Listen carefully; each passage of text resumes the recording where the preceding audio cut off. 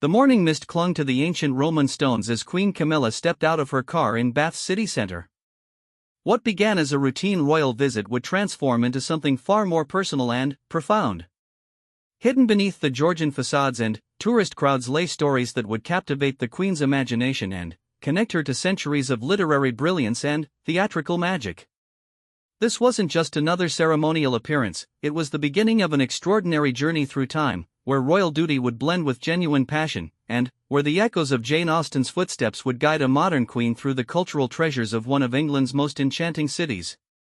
The cobblestones of Gay Street gleamed with morning dew as Queen Camilla made her way toward the Jane Austen Centre, her security detail maintaining a respectful distance. The Queen had always been drawn to literature, but today felt different somehow.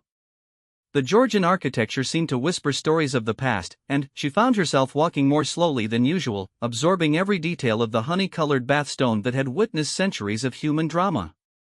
Mrs. Elizabeth Harrington, the center's director, greeted the Queen at the entrance with barely contained excitement. She had been preparing for this visit for months, but nothing could have prepared her for the genuine curiosity that sparkled in the Queen's eyes as she stepped inside the carefully recreated Regency world. The first exhibit featured a replica of Jane Austen's writing desk, complete with quill pens and the kind of paper the author would have used. Queen Camilla leaned forward, studying the display intently. She had read all of Austen's novels multiple times, but seeing these tangible connections to the writer's daily life stirred something profound within her.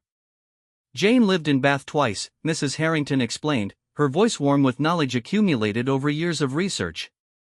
First as a young woman in the 1790s, and then, again from 1801 to 1806 with her family. The city shaped her understanding of society in ways that influenced all her later works. The Queen nodded thoughtfully, running her gloved hand along the edge of a display case containing first-edition copies of Austen's novels. The leather bindings were worn with age, but the gold lettering still caught the light. She could almost imagine the author herself, sitting in her lodgings on Gay Street, observing the social rituals of Bath society that would later come alive in her novels.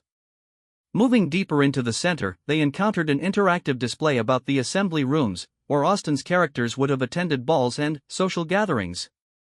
Queen Camilla paused at a reproduction of a Regency ball gown, its empire waist and delicate muslin fabric speaking to an era of elegant restraint and subtle communication. The social dynamics of Bath fascinated Jane, Mrs. Harrington continued, gesturing toward a detailed map of Regency-era Bath. The pump room, the assembly rooms, the circulating libraries, these weren't just locations, they were stages where the entire social hierarchy played out its daily drama. The Queen's eyes lit up with understanding. Her own experience of formal social occasions, though separated by more than 2 centuries, shared certain similarities with Austen's world. The careful navigation of conversation, the subtle signs of approval or disapproval, the way information traveled through society, these elements transcended time. They moved to a section dedicated to Austen's time on Trim Street, where the family had lived in a modest terraced house. Unlike her later fame, Jane's life in Bath had been marked by financial uncertainty and family concerns. Her father's retirement had brought them to the city, but it had also meant leaving behind the rural Hampshire life that had inspired her earliest works. She struggled with her writing during those Bath years, Mrs. Harrington explained softly. The city that had once inspired her began to feel constraining. She completed Northanger Abbey here, but then experienced a long period of creative silence. Queen Camilla absorbed this information with the thoughtful expression of someone who understood the weight of public expectation and personal struggle. She had experienced her own periods of adjustment, times when the demands of royal life had seemed at odds with personal fulfillment. The tour continued to a recreation of a Regency tea room, where delicate china and silver sugar tongs created an atmosphere of genteel refinement. The Queen accepted a cup of tea, holding it as she might have 200 years earlier, and, for a moment, the boundary between past and present seemed to blur. What strikes me most, Queen Camilla said, speaking publicly for the first time during the visit, is how Jane captured the universal human experiences within the specific social context of her time. Love, disappointment, hope, social climbing, family loyalty, these themes resonate just as strongly today. Mrs. Harrington beamed with the satisfaction of someone whose life's work had just been validated by genuine understanding. She led the Queen to a final display featuring letters Austen had written from Bath, her handwriting flowing across yellowed paper in descriptions of daily life, social encounters, and quiet observations about human nature. One letter, written to her sister Cassandra, caught the Queen's particular attention. In it, Jane described a morning walk through the city, noting the way different classes of people used the same streets but inhabited completely different social worlds. The observation was sharp, compassionate, and slightly amused, quintessentially Austen. She was the ultimate observer of human behavior, Queen Camilla remarked, studying the letter carefully. Nothing escaped her notice, but she wrote about people's foibles with such gentle humor. There's wisdom in that approach. As they prepared to leave the center, Mrs. Harrington presented the Queen with a special edition of Persuasion, Austen's final completed novel, which featured extensive scenes set in Bath. The book's leather binding was deep burgundy, and the pages were edged in gold, a fitting tribute to the author's enduring legacy. I understand that Persuasion holds particular significance for Bath, the Queen said, accepting the gift graciously. And Eliot's story of second chances and mature love resonates with many readers who find it later in life. The comment revealed more than perhaps the Queen intended. Her own journey to love and acceptance had been long and, sometimes difficult, marked by public scrutiny and personal growth. Like in Eliot, she had found happiness in her later years, and the parallel was not lost on those present. Stepping back onto Gay Street, Queen Camilla paused to look back at the Jane Austen Centre. The morning's exploration had ignited something within her, a deeper appreciation for how literature could capture the essential truths of human experience across centuries. She now understood Bath not just as a beautiful historic city, but as a living repository of stories that continue to speak to contemporary hearts and minds.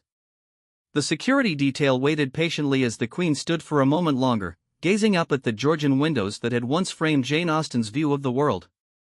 In a few hours, she would visit the Theatre Royal, but this literary awakening had set the stage for everything that would follow. Mrs. Harrington watched from the doorway as the royal car pulled away, knowing that something special had occurred during this visit. The Queen's engagement had been genuine, her questions thoughtful, and her observations perceptive. It had been less like hosting a royal duty visit and more like sharing beloved books with a kindred spirit.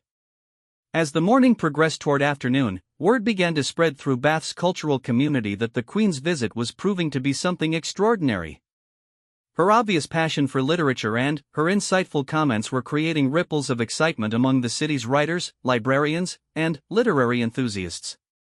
The stage was set for the next phase of her journey, an exploration of Bath's theatrical heritage that would prove to be equally revelatory and personally meaningful.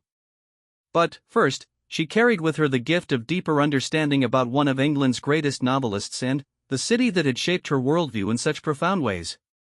The Theatre Royal Bath stood majestically on Saclose, its Georgian facade a testament to over 2 centuries of dramatic excellence.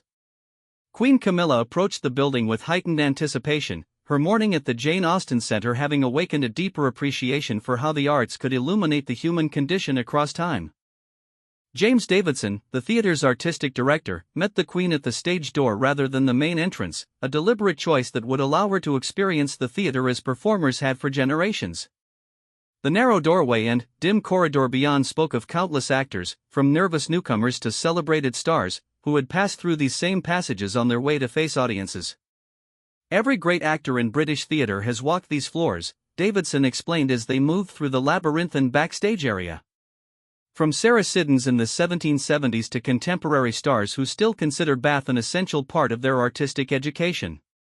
The Queen paused at a wall covered with photographs spanning decades of productions. Black and white images from the 1920s showed actors in elaborate period costumes, while more recent color photographs captured the energy and diversity of modern theater. Her eyes lingered on a photograph from a 1985 production of King Lear, noting the intensity in the lead actor's eyes. Theater has this remarkable ability to make the past immediate and relevant, she observed, studying the images more closely.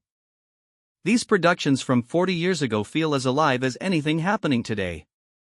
Davidson nodded enthusiastically, pleased by her insight. He led her toward the wings of the main stage, where the controlled chaos of a working theater was on full display.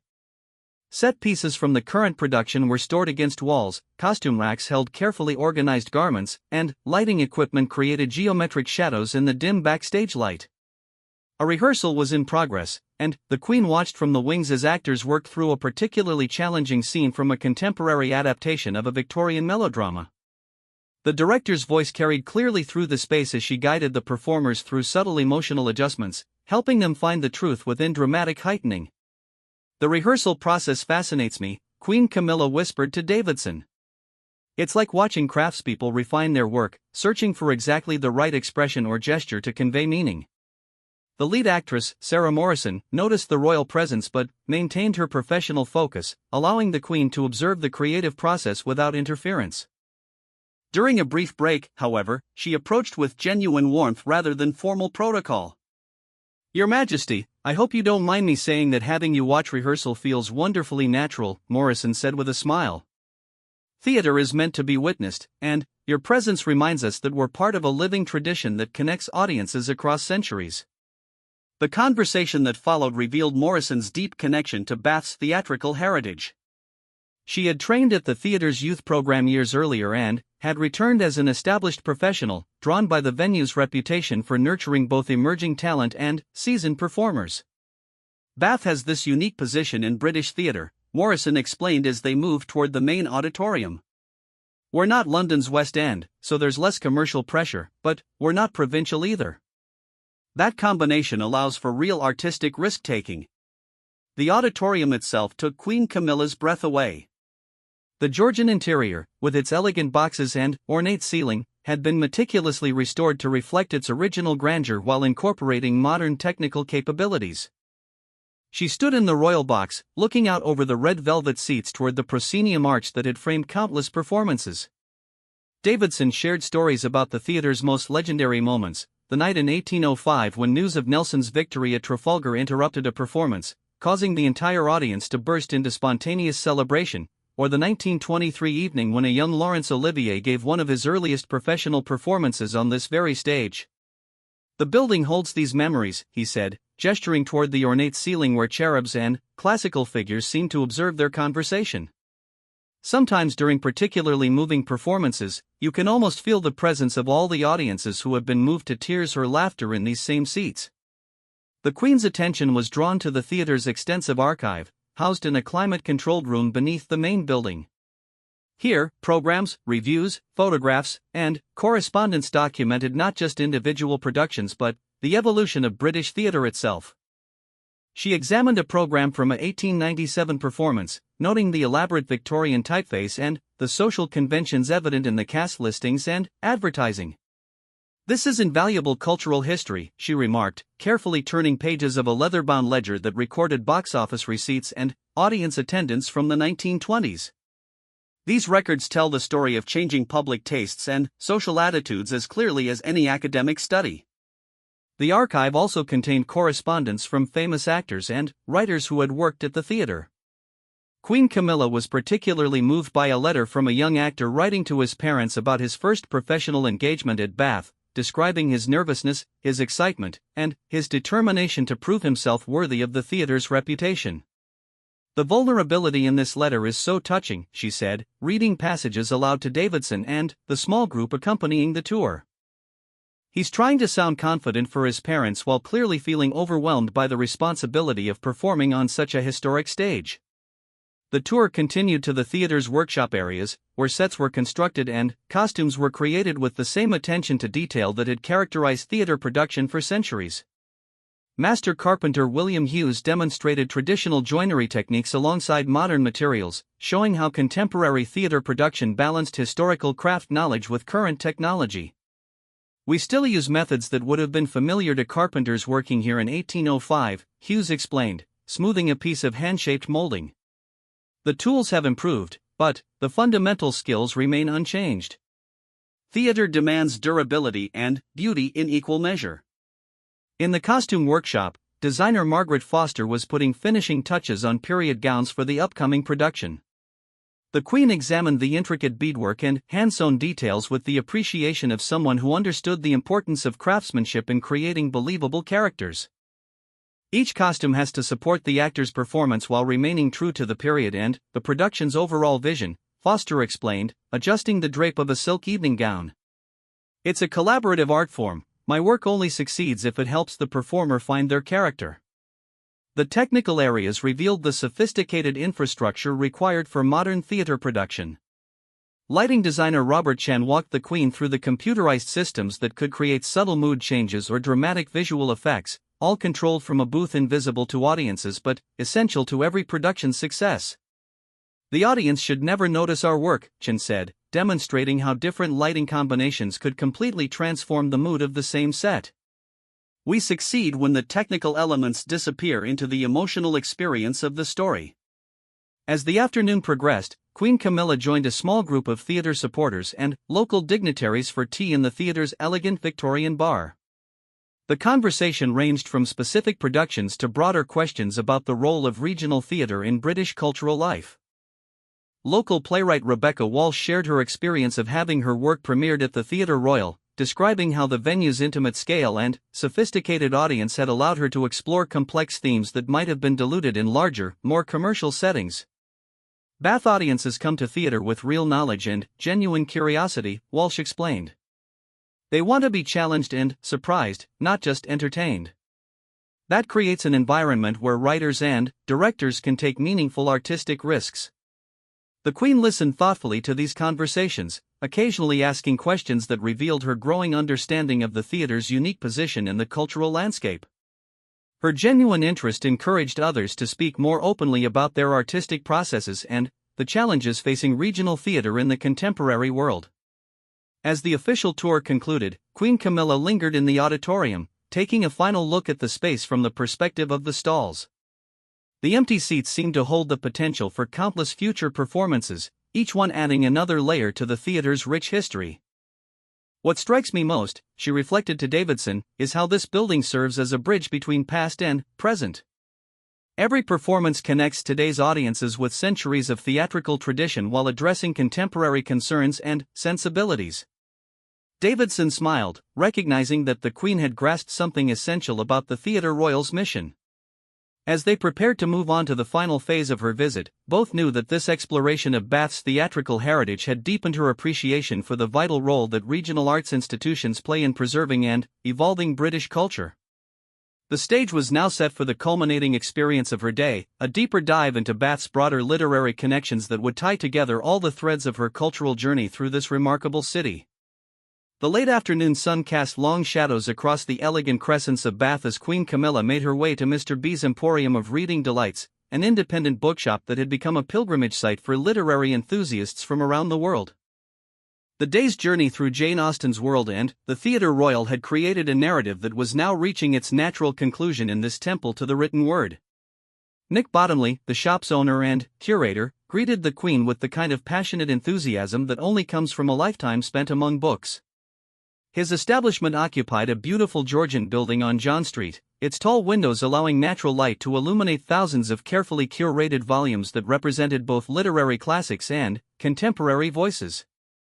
"Your Majesty, welcome to what we like to think of as Bath's literary living room," Bottomley said, gesturing toward the shop's warm interior where comfortable reading chairs were scattered among the towering bookshelves. This space has been connecting readers with books for over 30 years, but today it feels particularly special. The Queen moved slowly through the shop's carefully organized sections, her eyes taking in everything from leather-bound classics to bright contemporary covers.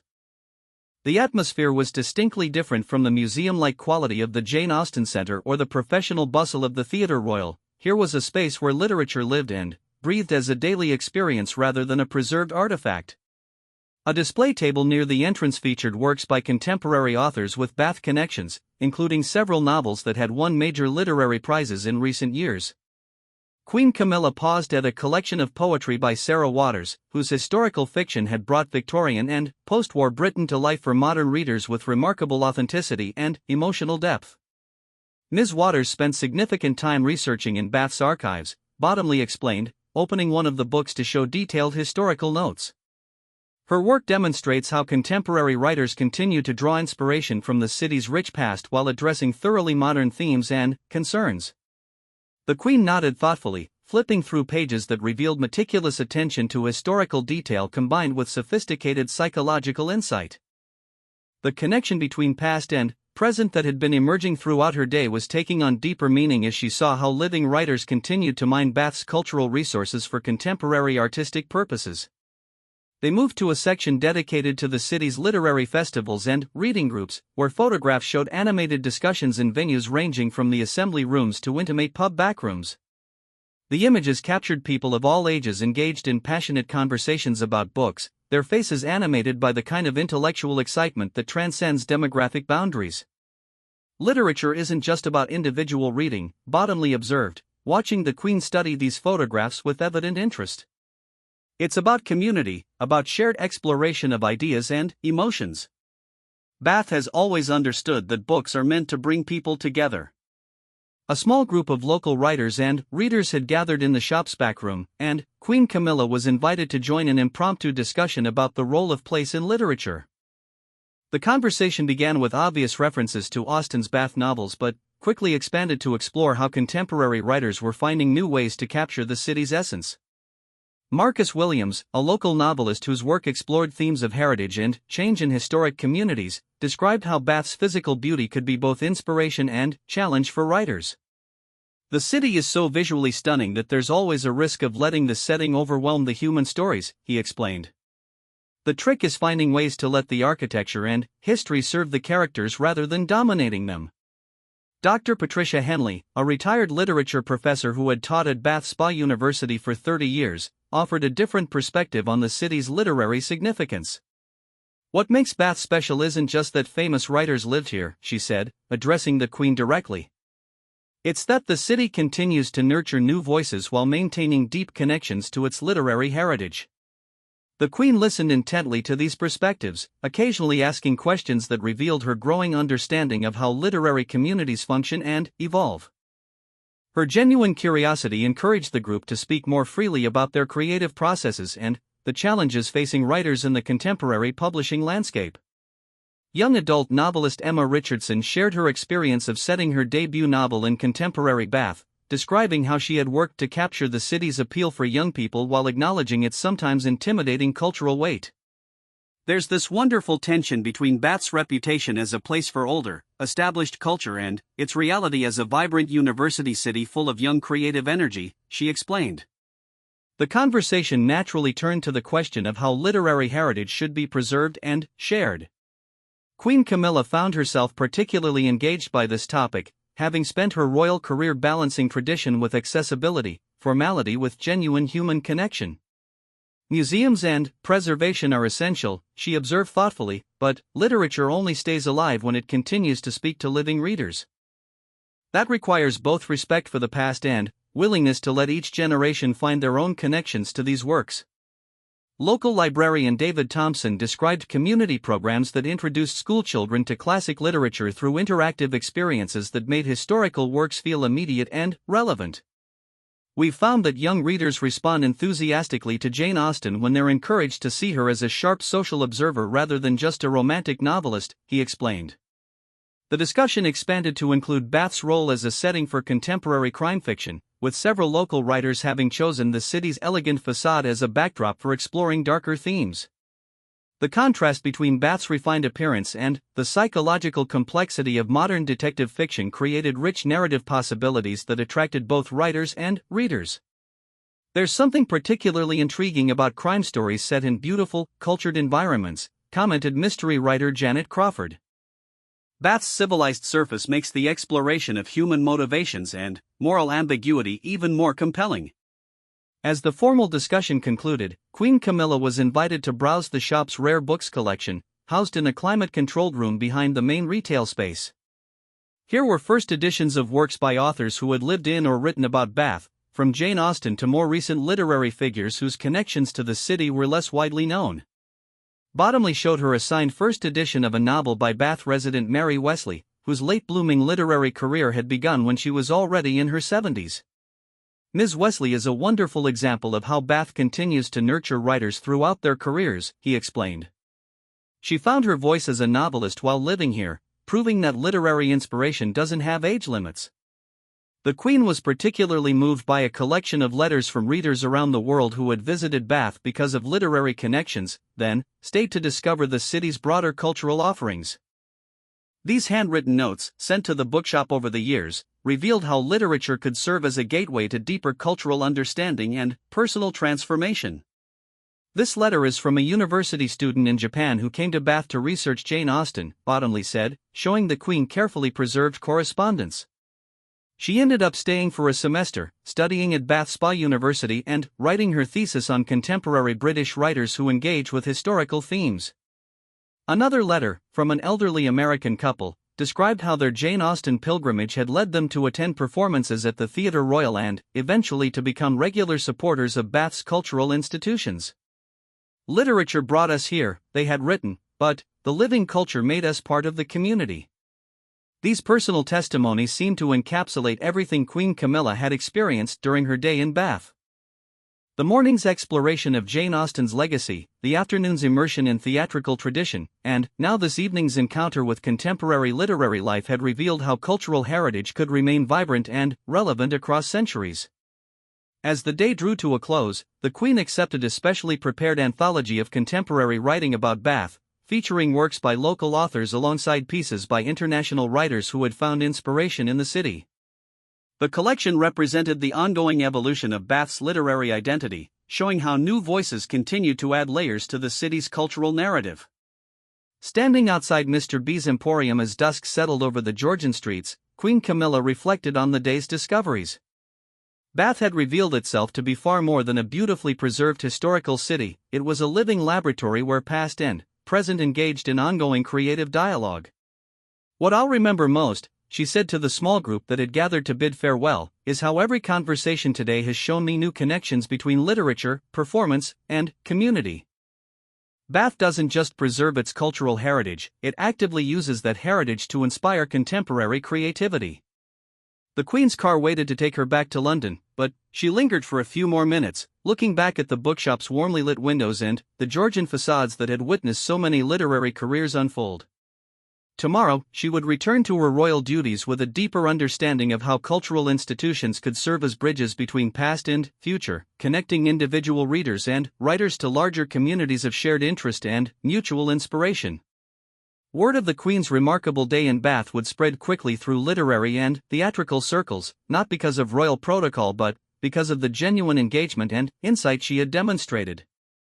Her visits had revealed not just a dutiful interest in cultural institutions but a personal passion for understanding how literature and theater continued to enrich human experience across the centuries. The sun had set completely by the time the royal car pulled away from John Street, but the impact of Queen Camilla's literary and theatrical journey through Bath would continue to resonate in the city's cultural community for years to come. She had arrived as a royal visitor but departed as a fellow enthusiast, someone who truly understood the vital role that places like Bath play in keeping Britain's cultural heritage alive and relevant for future generations.